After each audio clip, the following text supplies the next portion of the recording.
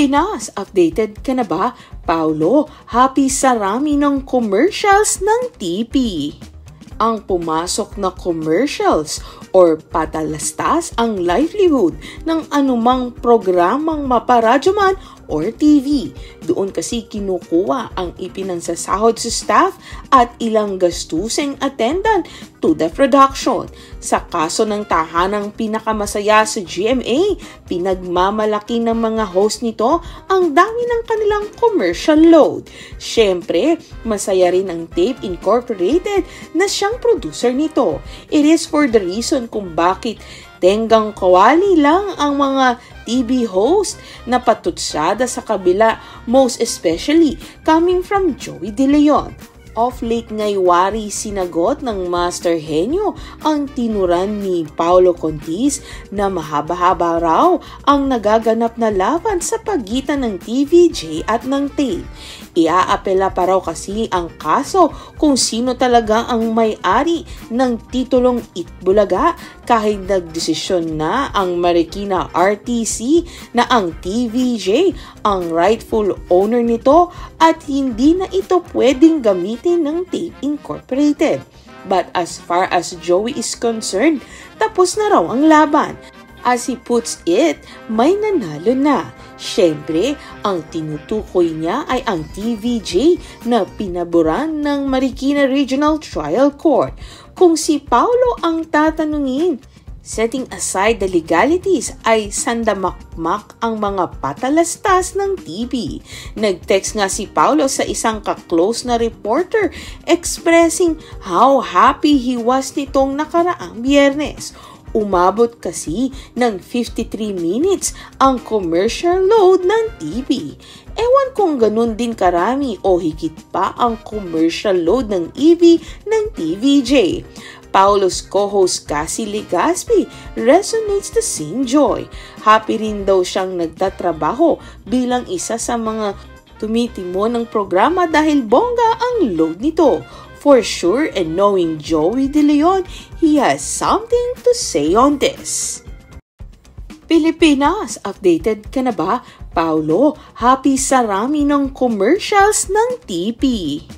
Ang pumasok na commercials or patalastas ang livelihood ng anumang programang maparadyo man or TV. Doon kasi kinukuha ang ipinansasahod sa staff at ilang gastuseng attendant to the production. Sa kaso ng tahanang pinakamasaya sa GMA, pinagmamalaki ng mga host nito ang dami ng kanilang commercial load. Siyempre, masaya rin ang Tape Incorporated na siyang producer nito. It is for the reason kung bakit tenggang kawali lang ang mga TV host na patutsada sa kabila, most especially coming from Joey De Leon. Off late nga'y wari sinagot ng Master Henyo ang tinuran ni Paulo Contis na mahaba-haba raw ang nagaganap na laban sa pagitan ng TVJ at ng Tape. Iaapela pa raw kasi ang kaso kung sino talaga ang may-ari ng titulong Itbulaga kahit nagdesisyon na ang Marikina RTC na ang TVJ ang rightful owner nito at hindi na ito pwedeng gamitin ng Tape Incorporated. But as far as Joey is concerned, tapos na raw ang laban. As he puts it, may nanalo na. Siyempre, ang tinutukoy niya ay ang TVJ na pinaboran ng Marikina Regional Trial Court. Kung si Paulo ang tatanungin, setting aside the legalities ay sandamakmak ang mga patalastas ng TV. Nag-text nga si Paulo sa isang ka-close na reporter expressing how happy he was nitong nakaraang Biyernes.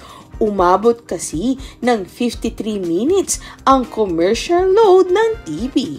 Ewan kung ganun din karami o higit pa ang commercial load ng EV ng TVJ.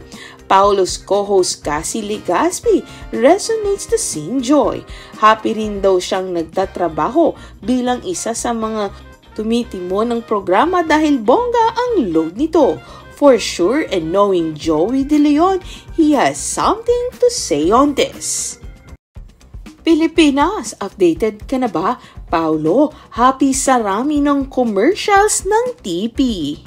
Ang pumasok na commercials or patalastas ang livelihood ng anumang programang maparadyo man or TV.